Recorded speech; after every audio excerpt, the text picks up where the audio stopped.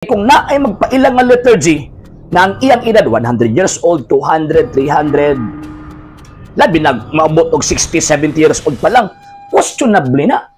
Nga naman kay mas magulang pas Luther kung maahon.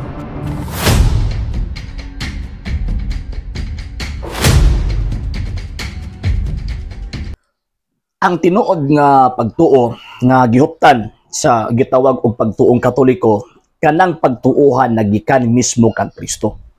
Mabitaw kita mga Katoliko, always tang magpasigarbo, nga kini ato ang simbahang Katolika, Santa Iglesia Katolika Apostolika Romana, nagikan sa tong Ginoong Kristo, wag iyang tudlo niini, wala na imbento.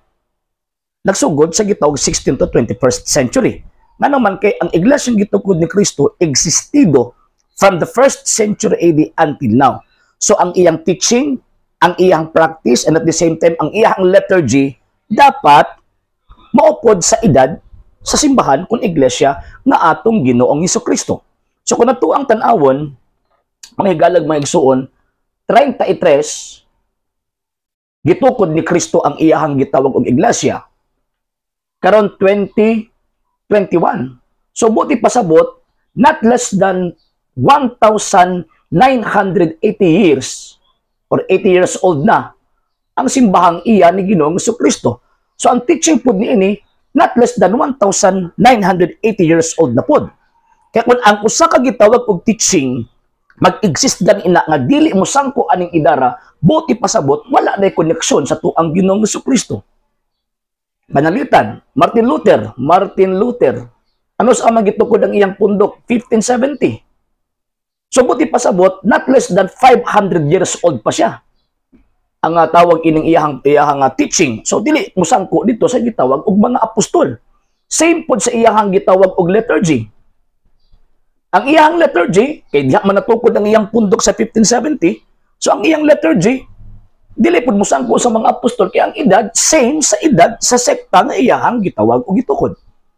Ang Santa Iglesia Katolika Apostolika Romana, gitukod niya ang iyang iglesia with the life na iyang gihatag nga mauning gitawag og liturhiya. Kanang ato ang gawi sa pagtratar, sa pagsimba sa Ginoong Dios. So buti pasabot from 33 AD until now, dapat ang edad ana nga liturgy 1,980 years old, not less than 1,908 years old. Kay kung na ay magpailang nga liturgy na ang iyang edad 100 years old, 200, 300, labi na maabot og 60, 70 years old pa lang, questionable na. Nga naman kay mas magulang pas Luther kung maahon. So ang tinuod na Katoliko didto musunod og mangita ta kay ato ang manggod ng tawag anang ato ang manggod ng kanang katungod nga mangita ta.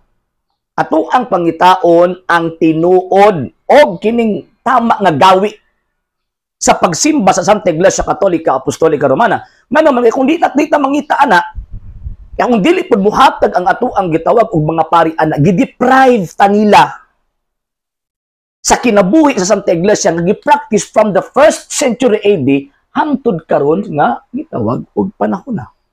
Manang simbahang Katolika ang iyang gisunod Roman Rite, particularly in Latin Rite.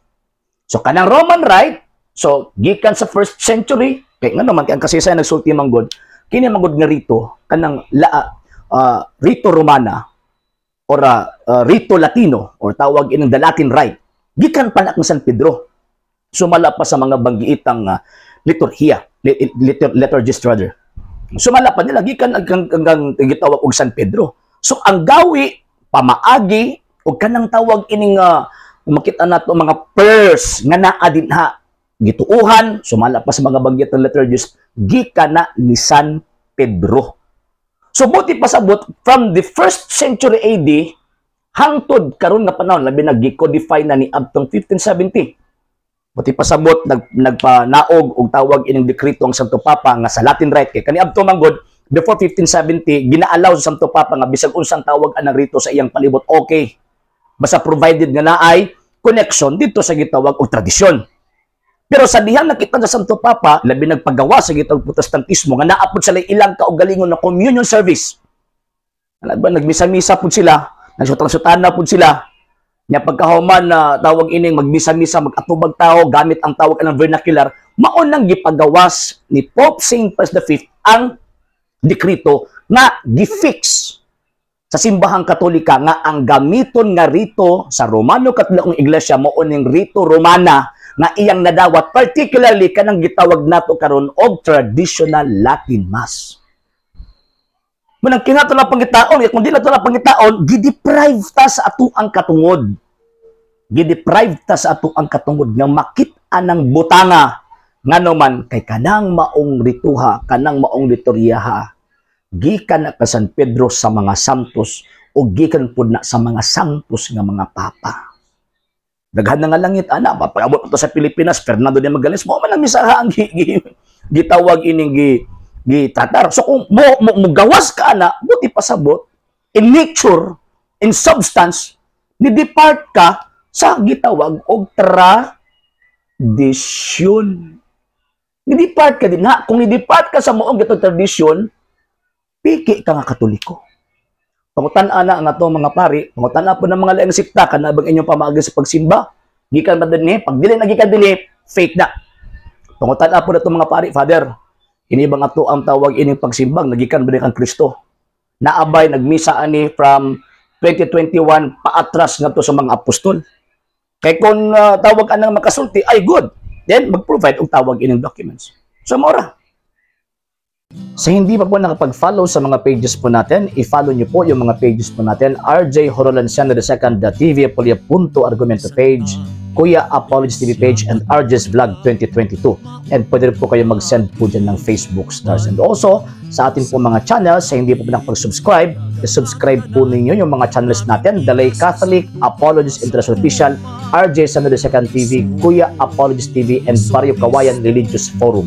And pwede rin po kayo mag-send po dyan ng super sticker, super chats, and super thanks. And maraming salamat po sa mga kapatid at mga Katoliko na ulis pong tumutulong sa programa po natin. Maraming salamat po. Nang dahil po sa tulong at suporta po ninyo, ang programa pong ito, until now, andito pa rin po sa social media. And until now din po, nangangalang pa rin po tayo sa tulong at suporta po ninyo dahil wala po kami magagawa rito mga sir, mga ma'am, kung wala po yung tulong at suporta po ninyo. Sa gusto pong tumulong, sa gusto pong sumuporta, pwede po ninyong ipadala ang tulong at suporta po ninyo sa pamamagitan po ng ating mga account numbers dyan po sa ating pong screen. And pwede nyo po kaming i-message sa ating pong page kung via remittance po yung papadala po ninyo. Maraming salamat po in advance.